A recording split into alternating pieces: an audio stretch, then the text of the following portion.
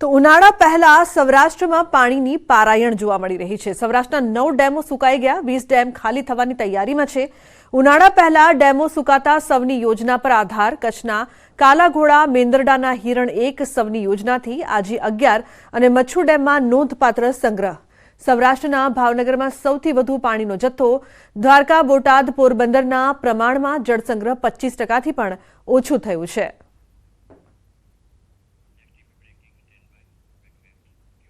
જૂનાગઢમાં એકવાર ફરી સિંહની પજવણી, સિંહ પાછળ બાઇક દોડાવતા હોવાનો વિડીયો વાયરલ થયો। જૂનાગઢ નજીકના ગ્રોફેડ રોડ પરનો આ વિડીયો હોવાનું અનુમાન। બાઇક પાછળ આવતી જોઈ સિંહે દોટ લગાવી, સિંહોની સુરક્ષા સામે સવાલ ઉઠ્યા। આવી રીતે અનેકવાર સિંહો પજવણીનો ભોગ બને છે। જૂનાગઢના ગ્રોફેડ રોડ વિસ્તારમાં ઘણીવાર જોવા મળતા હોય છે સિંહના આંટા ફેરા। તો સિંહની પજવણી થઈ રહી હોય તેવો વિડીયો અને સિંહોની સુરક્ષા સામે પણ સવાલ ઉઠ્યા છે। મહત્વનું છે કે એકવાર ફરી સિંહની પજવણી કરવામાં આવી છે, જે બાદ તેમની સુરક્ષા પર સવાલો ઉઠી રહ્યા છે। આ પહેલા પણ આ પ્રકારની ઘટનાઓ સામે આવી ચૂકી છે। ફોન લાઈન પર વધુ માહિતી માટે અતુલ જોડાયા છે। અતુલ, એકવાર ફરી સિંહોની સુરક્ષા પર સવાલ અને વારંવાર તેમની પજવણી પણ થાય છે, શું વધુ માહિતી છે?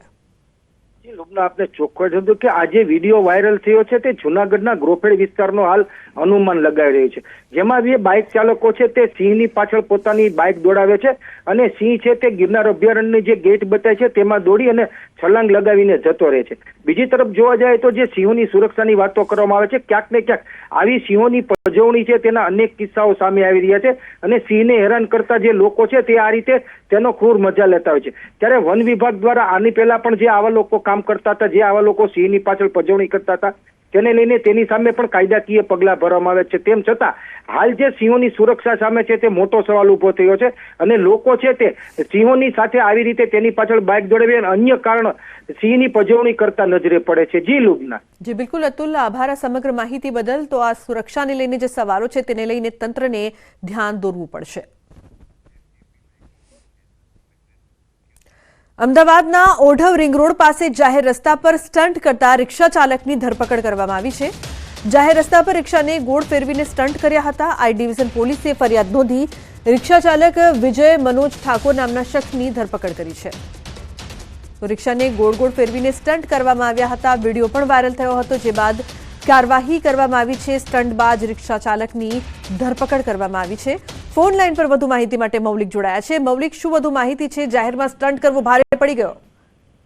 લુબના, બિલકુલ જે રીતે ઓઢવ રિંગ રોડ પાસેનો વિસ્તારનો બનાવ હતો, જ્યાં એક રસ્તા ઉપર સ્ટાર્ટ કરતા એક રિક્ષા ચાલક જે છે તે રિક્ષાને ગોળ ગોળ ફેરવી રહ્યો હોય તેવો પ્રકારનો એક વિડીયો સોશિયલ મીડિયામાં ભારે વાયરલ થયો હતો અને ભારે વાયરલ થતા પોલીસે કાર્યવાહી કરવાની ફરજ પણ પડી હતી। સોશિયલ મીડિયાના આધારે જ પોલીસે આ કાર્યવાહી કરી અને નંબરની વિગત જાણી આજે રિક્ષા ચાલક જે છે તેની ધરપકડ કરવામાં આવી હતી। આઈ ડિવિઝન પોલીસે આ બાબતે ફરિયાદ પણ દાખલ કરી હતી અને ત્યારબાદ તેની ધરપકડ કરતા સામે આવ્યું હતું કે આ પકડાયેલ આરોપી જે છે તે રિક્ષા ચાલક વિજય ઠાકોર છે અને તેને જ આ પ્રકારના સ્ટન્ટ કર્યા હતા। એટલે ગણતરીના કલાકોમાં જ કાર્યવાહી કરી તેની ધરપકડ કરવામાં આવી છે। મોટર વ્હીકલ એક્ટ હેઠળ તેની કાર્યવાહી કરી અને રિક્ષા જે છે તે અત્યારે હાલ કબજે કરવામાં આવી છે। જી બિલકુલ મૌલિક, આભાર સમગ્ર માહિતી બદલ। તો રિક્ષા પણ કબજે કરવામાં આવી છે, કાર્યવાહી પણ કરાઈ। હિટ એન્ડ રન કેસમાં નવો વળાંક સામે આવ્યો છે। એસએસજી હોસ્પિટલ તંત્રની ઘોર બેદરકારી સામે આવી। ઘાયલ થયેલા નવમીકની હોસ્પિટલમાં સારવાર ચાલી રહી છે। સારવાર ચાલુ હોવા છતાં કેસ પેપરમાં ડિસ્ચાર્જ બતાવવામાં આવ્યું।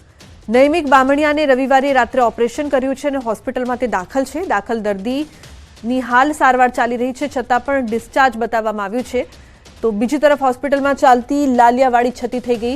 એસએસજી હોસ્પિટલના કયા તબીબે ફરજ પર નિષ્કાળજી દાખવી, તે મોટો સવાલ અહીં ઉપસ્થિત થઈ રહ્યો છે।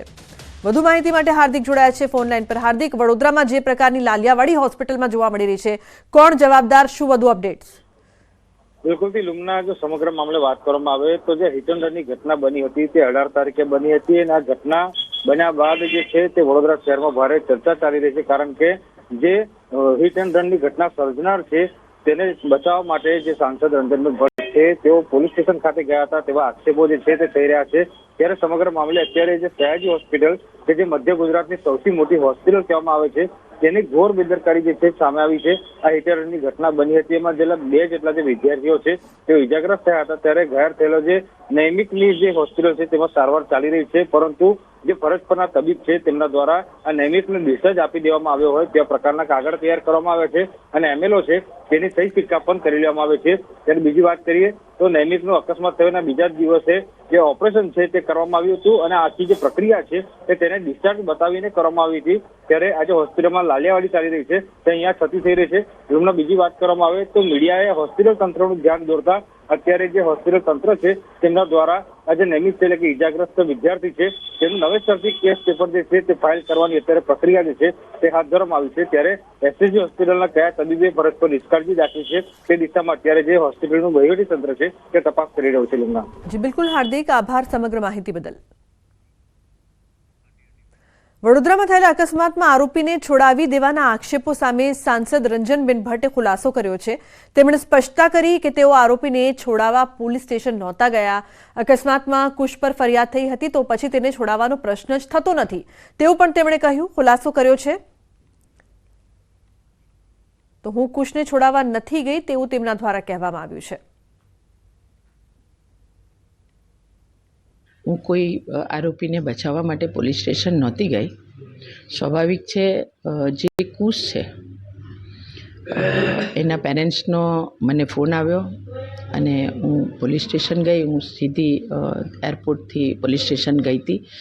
પણ સમગ્ર ઘટના મેં જાણી કે કુશ કરતાં પણ વધારે સામે જે વિદ્યાર્થી મિત્રોને વાગ્યું છે એ લોકોએ પણ ગુનો ઉલ્લંઘન નિયમોનું કરેલું હતું અને કુશના પેરેન્ટ્સ પણ કે સોસાયટીના લોકો પણ સામેવાળા વિદ્યાર્થી મિત્રો પર પણ કંઈ એફઆઈઆર ન થાય એટલે બંનેને સમજાવવા માટે ગઈ હતી. કુશની ઉપર તો એફઆઈઆર થઈ ગયેલી હતી એટલે એને બચાવવાનો તો કોઈ વિષય નહોતો.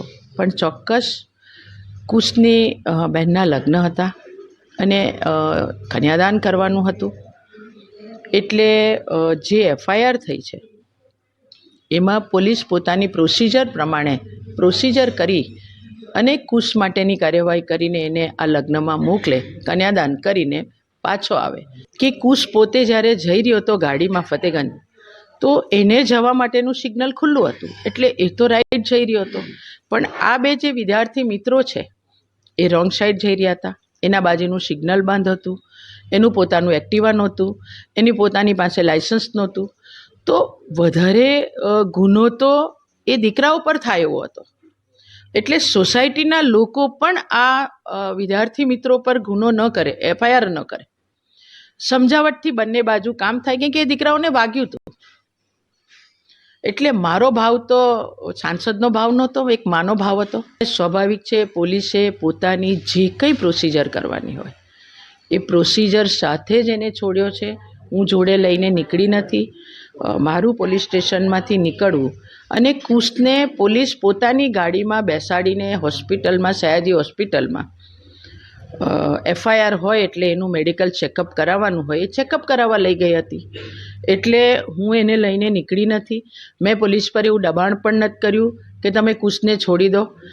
સ્વાભાવિક છે પોલીસ પોતે જોવે તો જાય, દીકરીના લગ્નમાં કન્યાદાન કરીને કુશ પાછો બેસી જાય, પોલીસ સ્ટેશનમાં આવે, જે કંઈ કરવાનું હોય એ કરે.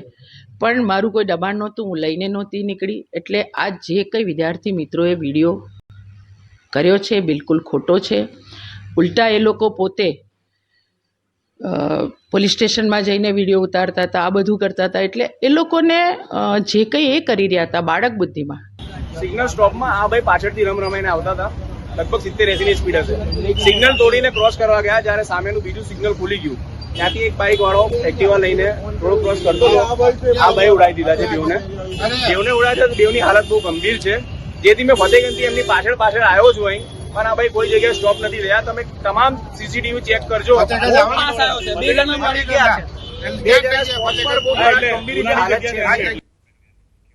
તો નડિયાદ તાલુકાની શાળાનો વિડીયો વાયરલ થઈ રહ્યો છે જેમાં ચાલુ શાળાએ શિક્ષકો ગેરહાજર જોવા મળી રહ્યા છે.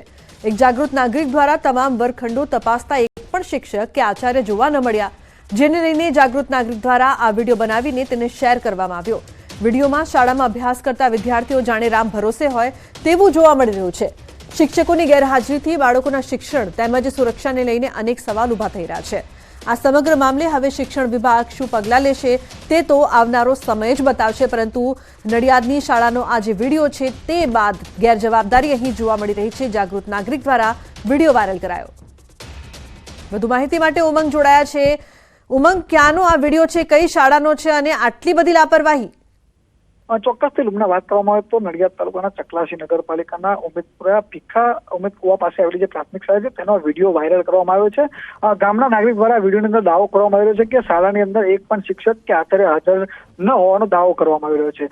4 મિનિટ જેટલા વિડીયોની અંદર જે જાગૃત નાગરિક છે તેના દ્વારા વારંવાર જે વિદ્યાર્થીઓ છે તેમને પૂછી રહ્યો છે કે શિક્ષકો ક્યાં છે, પરંતુ કોઈ વર્ગખંડમાં કોઈ શિક્ષક જોવા નથી મળતું અને બાળકો દ્વારા પણ શિક્ષકો વિશે અજાણ હોવાનું સમગ્ર વિડીયોની અંદર દાવો કરવામાં આવે છે. આ સમગ્ર મામલે અત્યારે હાલમાં આ જે વિડીયો વાયરલ થયો છે તેનાથી ચોક્કસથી શિક્ષણ વિભાગની બેદરકારી સામે આવી છે. હવે જોવું રહ્યું છે કે સમગ્ર મામલે તંત્ર દ્વારા કેવા પ્રકારની કાર્યવાહી કરવામાં આવે છે. જી લુબના.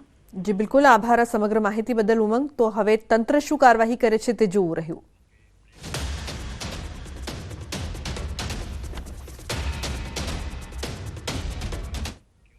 સમાચારનો પ્રવાહ યથાવત રહેશે. હાલ રોકાઈશું એક બ્રેક માટે. આપ જોતા રહો ન્યૂઝ 18 ગુજરાતી.